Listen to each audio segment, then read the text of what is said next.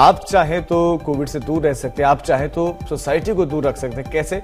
आप अपने अकेले के योगदान से आप मास्क लगाए, आप सैनिटाइज उसको खुद को करते रहिए। अब आप कुछ तस्वीरें देख लीजिए। दरअसल मार्केट में ऐसा नहीं है कि सब लोग बिना मास्क के ही घूमते दिखते हैं, कुछ लोग मास्क लगा के भी दिखते हैं। ये कुछ पुरानी तस्वीरें भी हैं। तो इसी वक्त की तरफ वापस जाना चाहिए भी, यानी कि एक बार फिर से मास्क लगाने की आवश्यकता है। भले ही आपको लगता हो कि आप बहुत इम्यून हैं, आप एक्सरसाइज करते हैं रोज, आप योगा करते हैं, आप जिम जाते हैं और आपको कोविड नहीं होगा, आप इस गलत फहमी में ना रहें। दरअसल सबसे बड़ी समस्या इस गलत फहमी की है कि वो इस फहमी में रहते हैं कि उनको कोविड होगा ही नहीं, क्योंकि वो तो हष्ट पुष्ट हैं, वो तंदुरुस्त हैं, वो तो जिम भी जाते हैं, अच्छी डाइट है।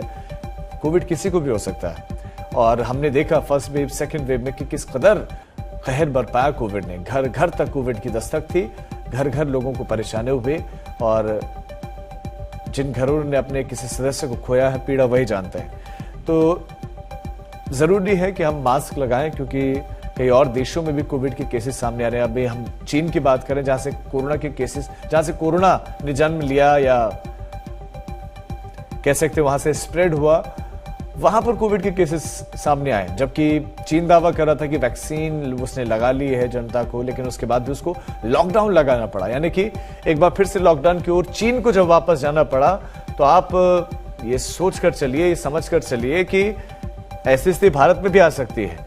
इकोनॉमी पर असर पड़ेगा, ये स्वाभाविक है, लेकिन सेहत और जान सबसे जरूरी है, ज्यादा जरूरी है। ऐसे में वो उन दिनों की तौर आगे, उन दिनों की तरफ ना वापस जाएं। जरूरी है कि नियमों का पालन हो। तो बीच में कुछ इस तरह की तस्वीरें आ रही थी जो आप इस वक्त देख रहे हैं तस्वीरों में, कि लोग मास्क भी लगा रहे थे, लोग नियमों का पालन भी कर रहे थे, लोग एक दूसरे को छूने से भी बच रहे थे।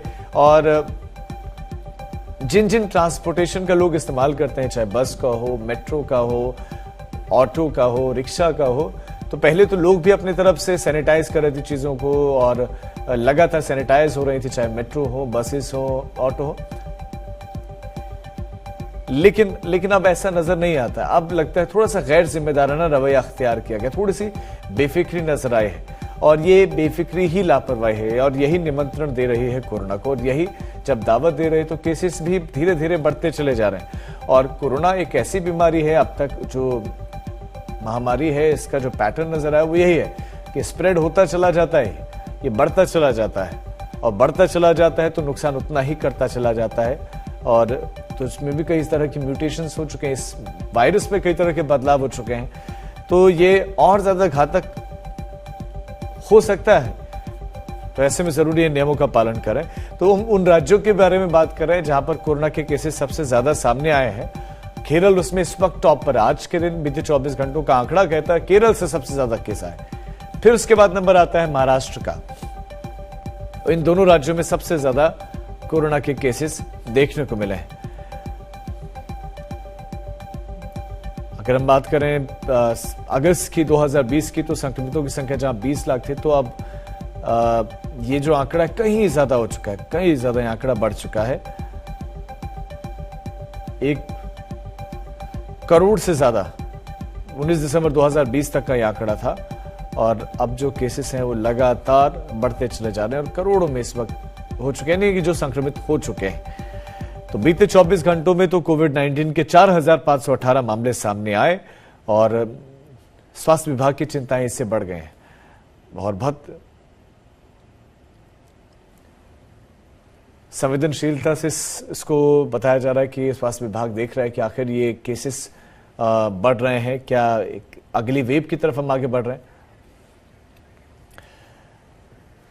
महाराष्ट्र में केसेस लगातार बढ़ रहे हैं, और केरल की बात अगर हम बीते 24 घंटों की बात करें तो महाराष्ट्र वो राज्य है जहां पे सबसे ज्यादा केसेस बढ़े हैं।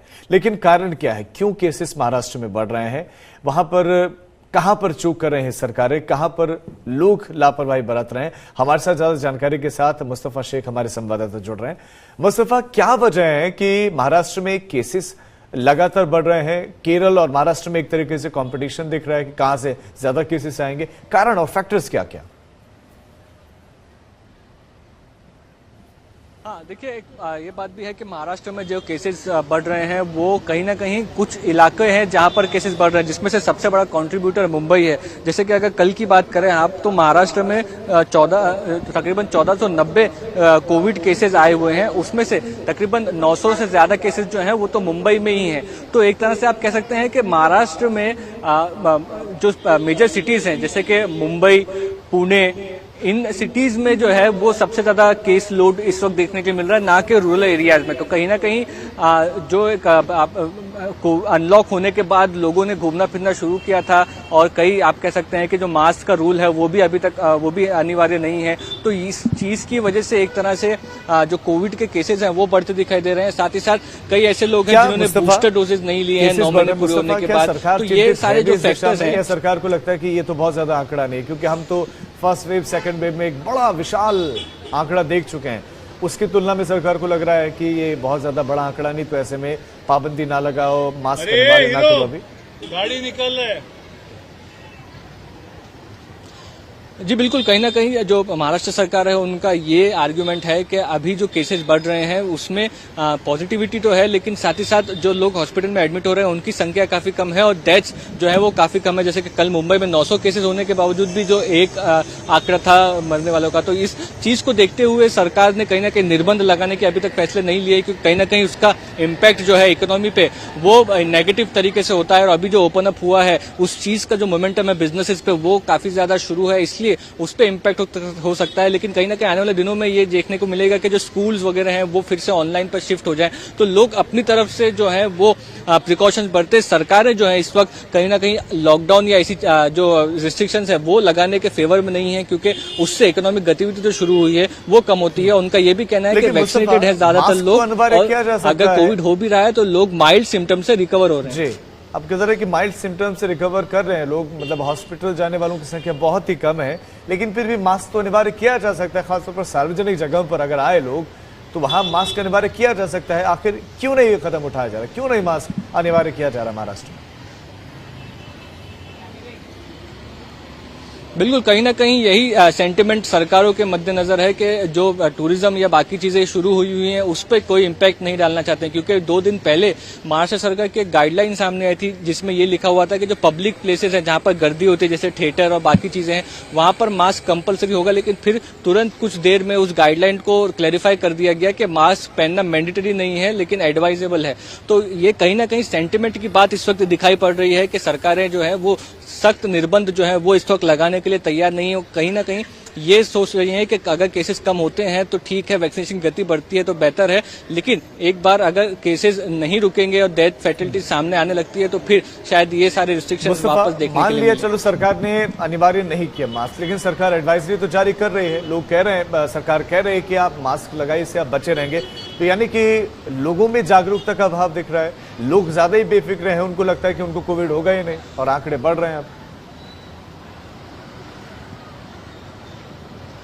जी बिल्कुल, ये बात बराबर है कि कहीं ना कहीं कोविड को लेकर सरकार कुछ कदम उठाती है तो ही लोग हरकत में आते हैं। अगर वो रिस्ट्रिक्शन नहीं लगाते जाते हैं तो खुद से जो प्रिवेंशन लेने की बात होती है वो कहीं ना कहीं इतनी अवेयरनेस लोगों में नहीं दिखती है।